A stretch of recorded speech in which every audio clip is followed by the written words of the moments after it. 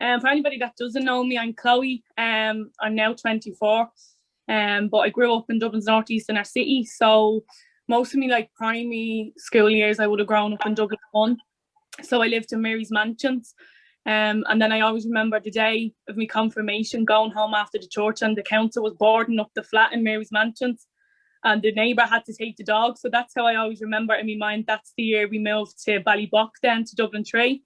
So then I moved to Dublin 3, and I've been living in Dublin 3 ever since, but the majority of my childhood would have been spent in Dublin 1.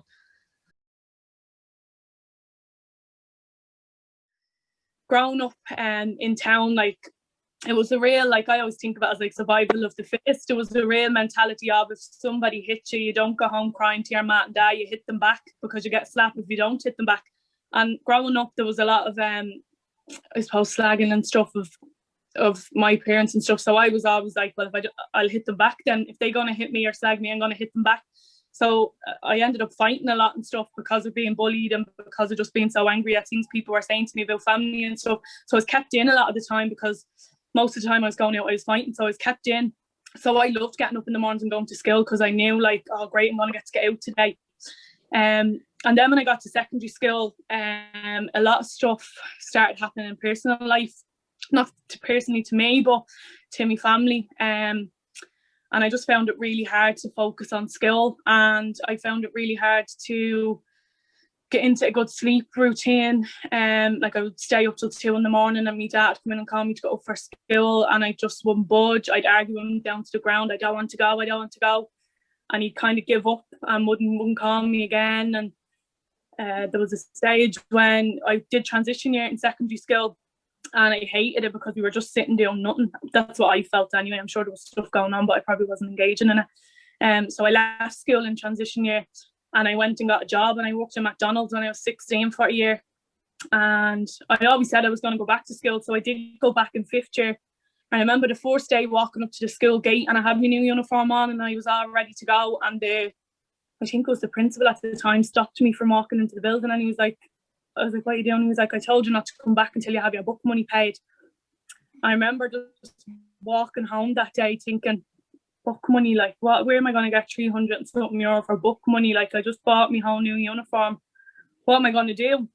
So I remember being so angry and so annoyed, and I don't know where we got the money for the book money, but I remember walking back in a week later and handing a cheque for the book money. And then it was all down to the leaving cert, like what leaving cert I wanted to do, whether it was the normal or the LCA. And I expressed I wanted to do the LCA leaving cert, and the school told me, no, you're doing the normal leaving cert. And I was like, but why? It's my choice. I can do what one I want.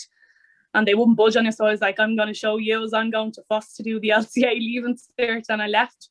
And it was kind of a bit of a stubborn thing, because he wouldn't let me have my own way, basically. So I left and went to Foss. I remember just going, I'm not into this, so I need to do something else. So I went to my youth worker in the local project at the time and said, look, can you get me down to the Gavin centre for a week to volunteer for a week? I just need to get out of town. I need to clear my head. And I know Sheena and the gang and stuff down there from going down on family holidays. Can you get me down there for a week to volunteer? And I went down to use for a week, and then went back for another week. And then Sheena came to me and offered me to do the training youth worker programme. And I was all for it. I was delighted, like. And then she was like, so you have to go to college to do this.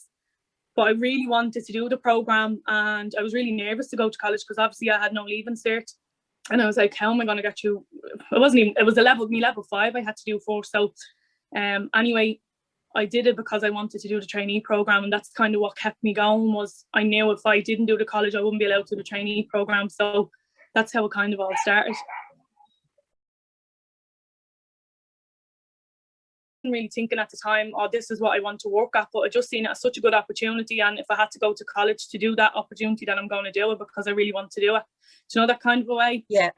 And then the longer I was at the centre and the more groups and stuff I worked with alongside with the staff, obviously, because I was only training, it kind of just felt a bit like, this is what I want to do. I really enjoy this.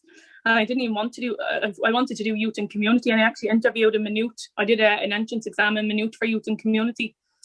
And it wasn't until me and Sheena had a chat, and I realised that social care was a lot broader.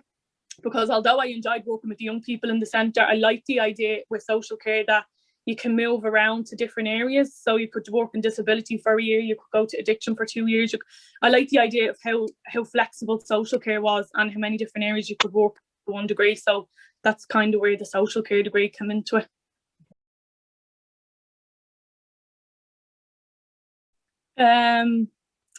Do you know what? I had to think about this the other day, and I was like, at the start of the college stuff, I didn't really believe that I could do it. I was always apprehensive and I was always nervous that like I'm gonna fail this. I'm not good enough at writing the assignments. I don't have the right vocabulary for the assignments. I'm very weak at referencing. And then it got to like the second year in my degree. So I was actually doing an access course and stuff before that. And I got to the second year in my degree, and some family and stuff were like, why are you doing college? Like, why don't you just go get a job? And you're always saying you've no money to go out with your friends, blah, blah, blah. Why don't you just leave and get a job? What's the point in what you're doing now? I remember just thinking to myself at that point, I was like, I'm going to show you now. I'm sick of people telling me what I can do. Watch me do this, because I'm going to do it to prove everyone wrong, and I'm going to prove myself wrong. And it was just, I remember it was like a little thing just clicked, and I was like, I'm doing this. I'm going to have that moment where I'm sitting in that cathedral and I'm going to be like, watch me, like just watch me do it. Because I got to a point where I remember I just felt so angry. I was like, how dare they think that I can't do this? I can do this, and I'm going to do this, because I'm glad some people didn't believe in me, because it gave me that drive and that push. And it took for them to do that to me, for me to believe that I could actually do it. And yeah, I'm grateful for that, to be honest. I think that's what really drove me. I was kind of like, I wanted to prove to myself really more than anybody, because I was sick of not believing that I could do it. I was sick of always being like, what if I fail that assignment? What if I can't do it? And I got to the stage where I was like, I'm gonna do this now. I don't care if I have to scrape nail by nail. I'm gonna do it. Like, I'm gonna get there. And that's what got me there. I think her saying to me, she said, we're gonna train you up so you can go back into your own community and work. And that just stuck with me. And I always think back and go, that is so funny, because she did exactly what I said on the tin. She trained me up. I went to college and now I'm back working in my own community. How funny is that? Like, it's like if I could go back 6 years ago, I don't know, I think it was 5-6 years ago that she said it. And it was just like, I wish I could be sitting beside myself then, like nudging, going, it's actually going to happen. It's going to happen. Listen to her. Like, do you know what I mean? It's funny. At the minute, I'm full-time working in a child and family project in Dublin 7. So my title would be project worker. So we have about 30 families on the books, and I key work. We have a split up, so I key work about 6 or 7 of them families. And yeah, we work with kids from 5 to 12. I don't want to give too much. At the start, when I was finishing up college, for me a big challenge was actually worrying, was I posh enough to be around all these professional people at meetings? And I remember saying to one of the girls on my last placement, one of the girls that worked in the service, I remember saying, I need to go out and buy a few cardigans. Like, I need to start dressing like I know what I'm doing. Like, because I have the education now. It's like, I need to start looking and fitting in. And funny enough, I was only saying this to my manager when I first started in this job. I said, you know what? That's my strength, is being from the inner city. That's what makes me special in this work, is because you don't see many young people from the inner city working in them jobs. And I'd love to see more people running the youth services that grew up in the area, because I think I don't know, they just have a voice that nobody else can give to the services. Do you know what I mean? I think it'd be very stupid to always be happy where you're at. Like, I'm really grateful and delighted where I'm at now. Like, I'm at a place where 6 years ago I always wanted to be, working in my own community with an honours degree in the bag.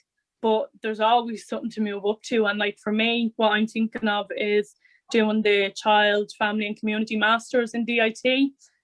So I don't want to do it this September, because I don't like the idea, if the pandemic is still around, of doing the at-home lectures and stuff. I won't motivate myself to do them. I like being in the lectures and being able to ask questions.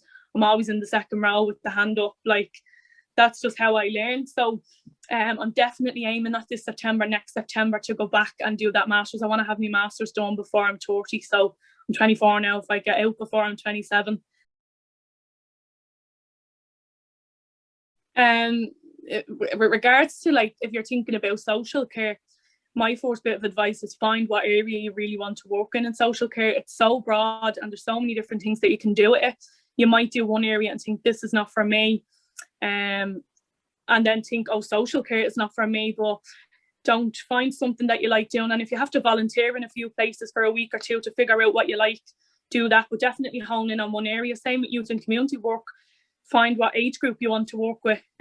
Just try and focus it in, because everything is so broad, but if you focus in, it makes that goal a little bit easier. I suppose if there's a young person out there that watches this video and is thinking of going to college or doesn't know how to apply for the grants, I'd love to be that person that they could text and be like, hey Chloe, can you put me on to what grant you applied for, or can you tell me a bit about the course you did? I'm thinking about. If you say you want to be a rocket scientist and people are laughing when you're saying that, prove them wrong. Do the first. What's the first step in becoming a rocket scientist? Is Googling how to do it. Like, what's the first step? Do I have to go to college? Do I have to write a report? What do I do? Like, and never let anybody doubt you and your capabilities, because that's sometimes what puts a lot of people off really going after what they want in life, is worrying about other people's perceptions of what they're doing. So yeah, do what you want to do. And if there's any young people out there that's feeling isolated or alone when all these COVID restrictions drop, get yourself to your local youth service, because there's so many great opportunities. The staff are great role models. Like, you'll meet amazing friends in the youth services. Get yourself down, because they're so good, and that's what they're there for. They're there to support you, like, and you'll have a bit of laugh, and hopefully you'll have a bit of pizza as well. Hopefully they're not all cutting out on pizza.